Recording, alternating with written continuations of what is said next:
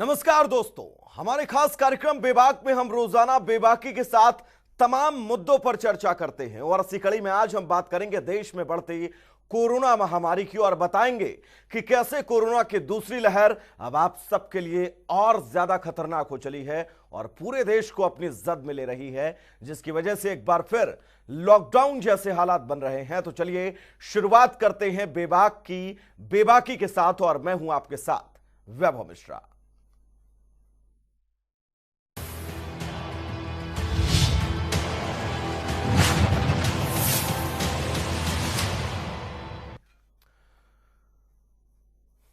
तो देश में बढ़ते कोरोना के मामले ये साबित कर रहे हैं कि कोरोना की नई लहर अब और ज्यादा खतरनाक है और इसका अंदाजा कोरोना के नए आंकड़ों से लगा सकते हैं, जो पिछले 24 घंटों में 1,60,000 को भी पार कर गया है। इस रिपोर्ट के जरिए देखिएगा।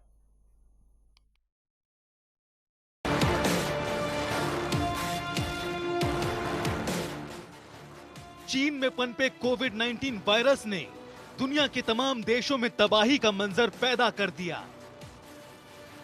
महामारी के प्रकोप से मौत का तांडव हो या आर्थिक मार, पूरी दुनिया ने इसे पिछले 1 साल से झेला। जहां धीरे धीरे कोरोना की मार से उबरने लगे थे, लॉकडाउन से अनलॉक की ओर बढ़ने लगे थे, वहीं देश में कोरोना वायरस एक बार फिर अपने पांव पसारने लगा है।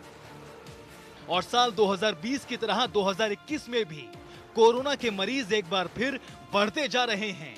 इस बीच महाराष्ट्र, तमिलनाडु, पंजाब, दिल्ली, गुजरात, कर्नाटक और हरियाणा में कोरोना के नए मामलों ने सरकार की टेंशन बढ़ा दी है। वहीं देश में कोरोना वायरस की रफ्तार बेकाबू हो चली है और नई लहर सबसे बड़ी चुनौती बनकर सामने आई। हर दिन बड़ी संख्या में नए मामले सामने आ रहे हैं। देश के अलग अलग हिस्सों से अस्पतालों में बेड्स की कमी की तस्वीरें भी सामने आ रही हैं, जो साल 2020 से भी बुरा मंजर दिखा रही हैं। बात करें पिछले 24 घंटों में कोरोना के नए मामलों की, तो 1,60,000 से ज्यादा का आंकड़ा पार कर चुका है। कोरोना वायरस के मामले उस दौरान बढ़ रहे हैं जब देश में महा वैक्सीनेशन अभियान चलाया जा रहा है और जनवरी से शुरू हुए इस अभियान को लगभग 3 महीने का वक्त हो चुका है, जिसके तहत 10 करोड़ से ज्यादा लोगों को वैक्सीन भी लगाई जा चुकी है। वहीं सरकार भी मास्क पहनने और सोशल डिस्टेंसिंग के नियमों का पालन करने की लगातार अपील कर रही है। कई राज्यों ने तो नाइट कर्फ्यू और वीकेंड लॉकडाउन जैसी सख्ती भी बरतनी शुरू कर दी है। साथ ही फिर से शादी समारोह और धार्मिक आयोजन समेत सभाओं पर नई गाइडलाइंस जारी कर दी गई हैं। तो वहीं पब्लिक ट्रांसपोर्ट्स में भी लिमिट निर्धारित कर दी गई है। कोरोना वायरस संक्रमण की नई लहर अब विकराल हो चुकी है। बीते 24 घंटों के दौरान देश भर में कोरोना संक्रमण के 1,60,694 केस नए सामने आए। वहीं 24 घंटे में कोरोना से 880 लोगों की मौत हो गई, जबकि देश में कोरोना से कुल 1,36,86,731 लोग संक्रमित हो चुके हैं। वहीं अभी तक कोरोना से 1,22,51,451 लोग ठीक हो चुके हैं। फिलहाल देश में अभी एक्टिव केसों की संख्या 12,58,906 है, जबकि कोरोना से अब तक कुल 1,71,089 मौतें भी हो चुकी हैं। आंकड़ों को देखें तो जाहिर होता है कि कोरोना फिर से गंभीर समस्या बनता जा रहा है। जहां पहले जिन राज्यों में कोरोना के मामलों में तेजी दर्ज की गई थी, वहां पर अब हालात बेकाबू होते जा रहे हैं। सबसे बुरी हालत महाराष्ट्र की है, जहां बीते दिन रिकॉर्ड संख्या में केस दर्ज किए गए और साथ ही साथ नए मामले भी बढ़ते जा रहे हैं। वहीं महाराष्ट्र में पिछले 24 घंटों के दौरान कोरोना के 51,751 नए मामले सामने आए और 258 लोगों की मौत हो गई। हालांकि इस दौरान 52,332 लोग ठीक भी हुए। वहीं महाराष्ट्र में अब तक कोरोना के कुल 34,58,996 पॉजिटिव मामले सामने आए, जिनमें 5,64,746 एक्टिव केस हैं। वहीं अभी तक कुल 28,34,473 लोग संक्रमण से ठीक हो चुके हैं। जबकि 58,245 लोगों की जान चली गई। कोरोना की शुरुआत से लेकर अब तक किसी भी एक राज्य में एक दिन में इतने केस दर्ज नहीं किए गए। महाराष्ट्र में हर दिन के साथ ही कोरोना की रफ्तार भी बढ़ रही है। महाराष्ट्र के अलावा अब राजधानी दिल्ली में भी कोरोना ने खेल बिगाड़ना शुरू कर दिया है। आपको बताते हैं कि कोरोना के मामले बढ़ने की वजह क्या है। केस बढ़ रहे हैं लेकिन टेस्ट उतने नहीं हो रहे। प्रभावी तौर पर आइसोलेशन नहीं हो पा रहा। कॉन्टैक्ट ट्रेसिंग में कमी आई है। कोविड एप्रोप्रिएट बिहेवियर का पालन नहीं होना। कोरोना के बढ़ते आंकड़ों को देखकर लग रहा है कि आने वाले दिनों में कोरोना संक्रमण के मामलों में बेतहाशा बढ़ोतरी हो सकती है, जिससे बचने का एक ही तरीका है कि कोरोना बचाव नियमों का कड़ाई से पालन किया जाए और अपनी बारी आने पर वैक्सीन जरूर लगवाएं। ब्यूरो रिपोर्ट, जनता टीवी।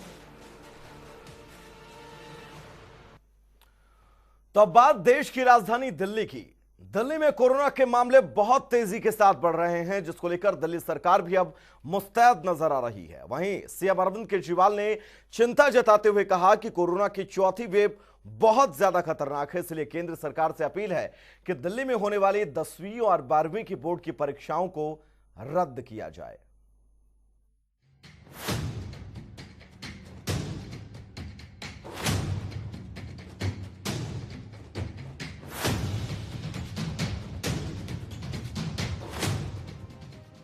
महाराष्ट्र के बाद दिल्ली में भी कोरोना बेकाबू होता जा रहा है, क्योंकि दिल्ली में कोरोना के नए मामले 13,500 का आंकड़ा पार कर चुके हैं।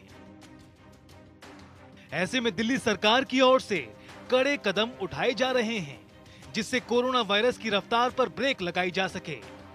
वहीं मुख्यमंत्री अरविंद केजरीवाल ने दिल्ली वासियों से अपील करते हुए कहा कि इस बार की वेव बेहद खतरनाक साबित हो रही है, क्योंकि इसमें युवा और बच्चे भी वायरस से इफेक्ट हो रहे हैं और 65% मरीज 45 साल की उम्र से कम हैं। इसलिए कोरोना से बचने के लिए सावधानी बरतनी जरूरी है।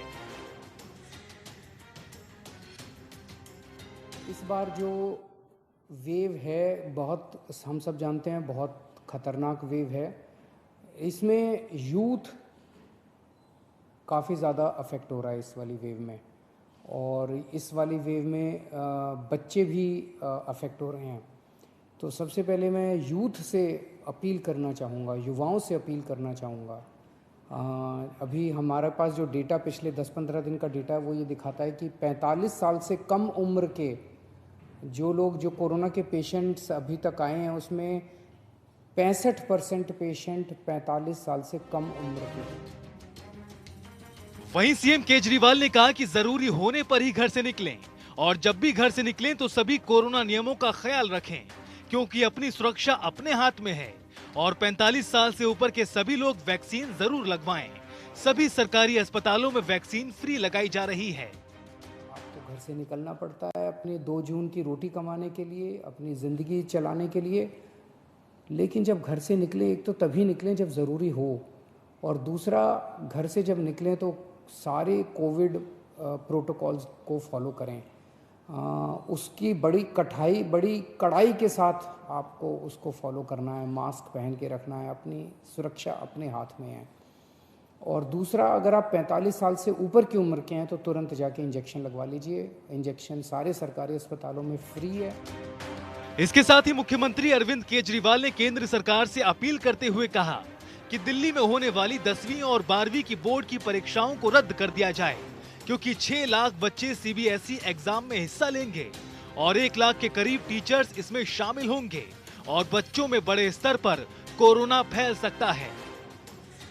बच्चों की सुरक्षा हमारे लिए बेहद ज़रूरी है, और अभी सीबीएसई के एग्ज़ाम आने वाले हैं। 6 लाख बच्चे दिल्ली में सीबीएसई के एग्ज़ाम में बैठेंगे। 1 लाख के करीब टीचर्स इसमें शामिल होंगे। ये बहुत बड़े हॉटस्पॉट्स बन सकते हैं, बहुत बड़े स्तर के ऊपर कोरोना फैल सकता है। बच्चों की ज़िंदगी, बच्चों की सेहत, बच्चों का स्वास्थ्य हमारे लिए बहुत ज़रूरी है। मेरी हाथ जोड़ के केंद्र सरकार से अपील है कि सीबीएसई के एग्ज़ाम्स को कैंसिल किया जाए।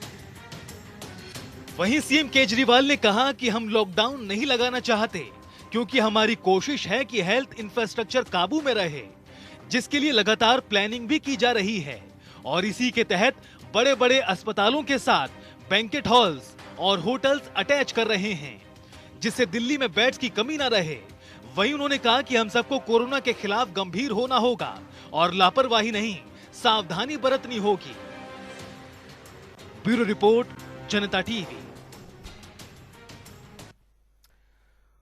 तो हरियाणा प्रदेश में बढ़ते कोरोना के चलते प्रदेश में रात 10 बजे से लेकर सुबह 5 बजे तक कोरोना कर्फ्यू है, जिसकी वजह से सूबे में लॉकडाउन का डर अब बन गया है और प्रवासी मजदूर पलायन करने लगे हैं। जबकि सूबे के स्वास्थ्य मंत्री अनिल विज ये बिल्कुल साफ कह चुके हैं कि हरियाणा में लॉकडाउन नहीं लगाया जाएगा और इसलिए पलायन की जरूरत नहीं है। इस रिपोर्ट के जरिए देखिएगा।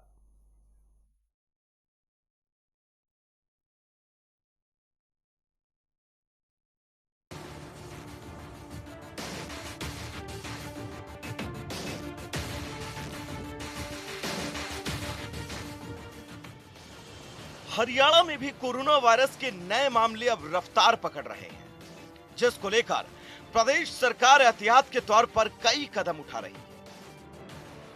क्योंकि हरियाणा के 7 जिले सबसे ज्यादा कोरोना से प्रभावित हैं, जिनमें गुरुग्राम, फरीदाबाद, सोनीपत, हिसार, करनाल, पानीपत और पंचकुला शामिल हैं।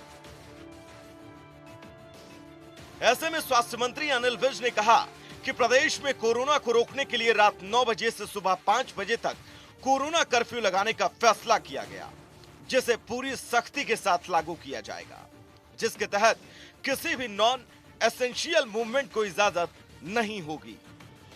कोरोना बहुत तेजी से फैल रहा है और उसको रोकने के लिए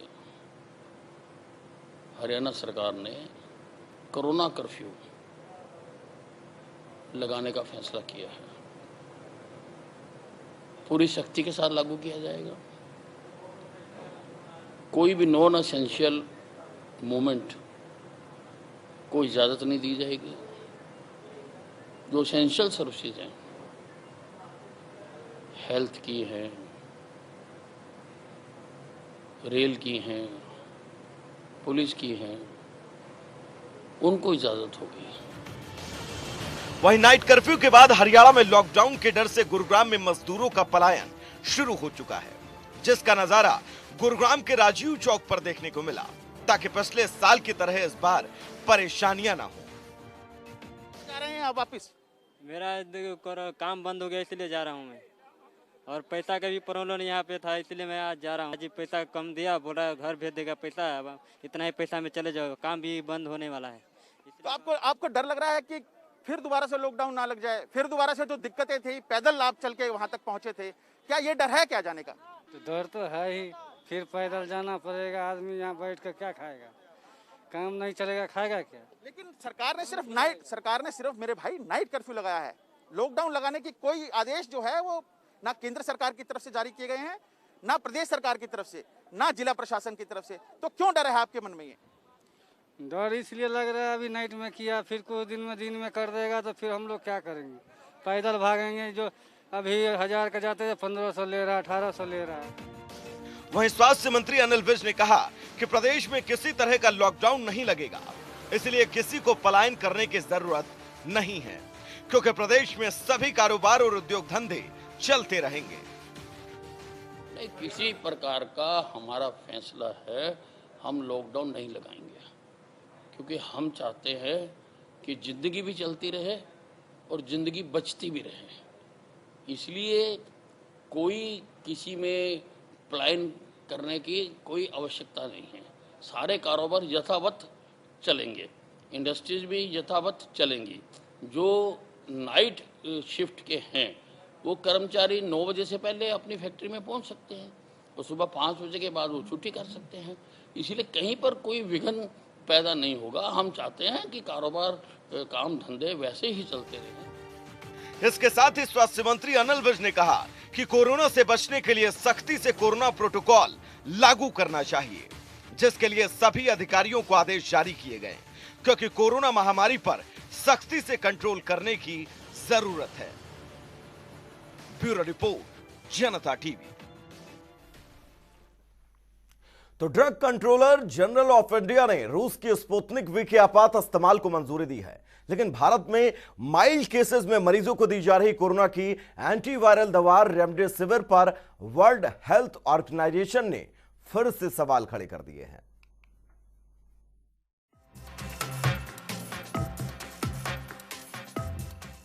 कोरोना वायरस के संक्रमण की रोकथाम और माइल्ड केसेस में इस्तेमाल की जाने वाली कोरोना की एंटीवायरल दवा पर एक बार फिर से प्रश्न चिन्ह लग गया है।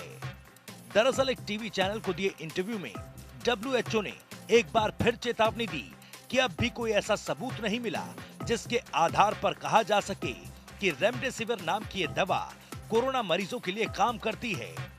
WHO के चीफ साइंटिस्ट सौम्या स्वामीनाथन और कोविड-19 पर तकनीकी प्रमुख डॉक्टर मारिया वान कोराखोवा ने जानकारी दी कि पहले हो चुके 5 क्लिनिकल ट्रायल में बात सामने आई है कि रेमडेसिविर दवा कोविड-19 की मृत्यु दर को कम करने में सहायक नहीं है। इस दवा से अस्पताल में भर्ती और वेंटिलेटर पर पहुंच चुके मरीजों को फायदा भी नहीं होता। WHO अभी एक और बड़े क्लिनिकल ट्रायल का इंतजार कर रहा है, जिससे पता चल सकेगा कि रेमडेसिविर नाम की दवा का कोविड मरीजों पर जरा सा भी असर होता है या नहीं। हालांकि ये पहली बार नहीं जब WHO ने रेमडेसिविर को कोविड के खिलाफ बेअसर बताया हो। पिछले साल भी WHO ने इस दवा के असर को लेकर सवाल उठाया था।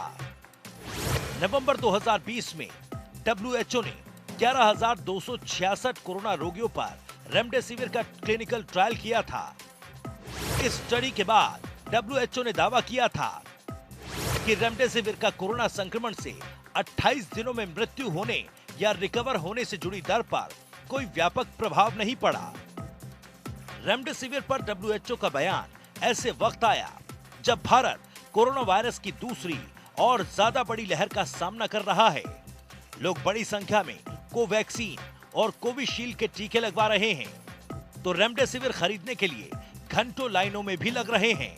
देश भर में इस दवा की कमी की खबरों के बीच सरकार ने इसके निर्यात पर रोक भी लगा दी। इतना ही नहीं, इसके निर्माण में इस्तेमाल होने वाले कच्चे माल यानी कि API को भी देश से बाहर नहीं भेजा जा रहा।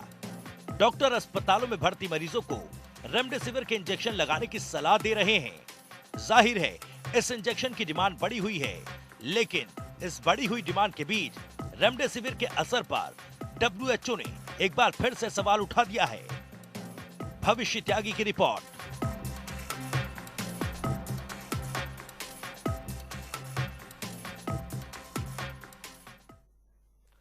तो आखिर रेमडेसिविर इंजेक्शन है क्या और उस पर लोग सवाल क्यों उठा रहे हैं, इस रिपोर्ट के जरिए समझिएगा।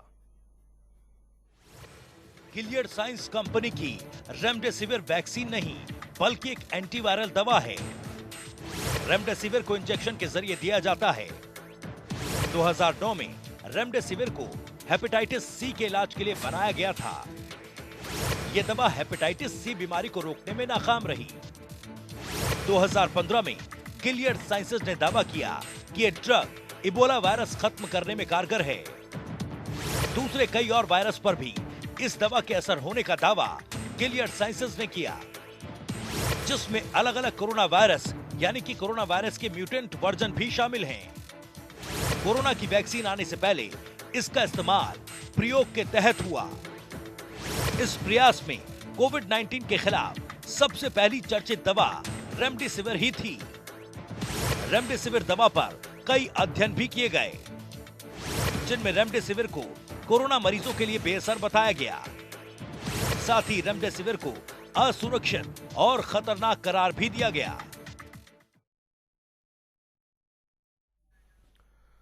तो क्या है रेमडेसिविर, समझा आपने। कोरोना वायरस के खिलाफ भारत में बहुत बड़े पैमाने पर वैक्सीनेशन चल रहा है, लेकिन कोरोना की वैक्सीन को विदेशों में भी इंपोर्ट करना भारत के लिए बड़ी परेशानी है। परेशानी ऐसी जिसने सरकार के हाथ पैर फुला दिए हैं और कई सवाल भी खड़े किए हैं। शायद इसलिए आनंद फानन में भारत सरकार ने रूस के स्पुतनिक वी को आपात इस्तेमाल की मंजूरी दे दी है।